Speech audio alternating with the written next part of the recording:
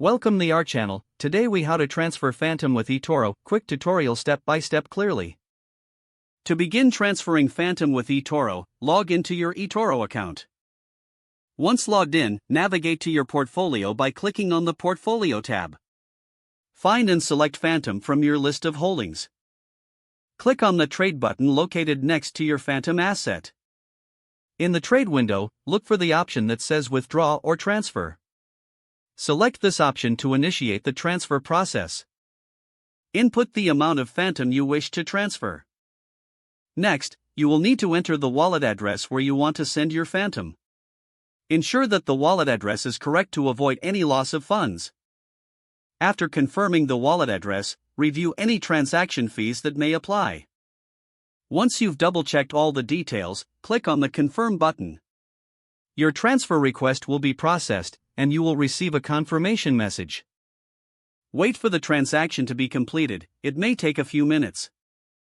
You can track the status of your transfer in the transaction history section of your eToro account. Once completed, check your wallet to ensure the Fantom has arrived. And that's it. You've successfully transferred Fantom using eToro. If the page does not load, refresh the browser or try again in a private or incognito window. Make sure you are using the correct email address, then retype it carefully to avoid small typos. If your password is not accepted, use the reset option and create a new strong password you can remember. Check your spam folder for verification or security emails, then complete any requested confirmation steps. Enable two-factor authentication if available to improve account security and reduce unauthorized access risk. After signing in, review your profile details so your contact information and settings are accurate and current.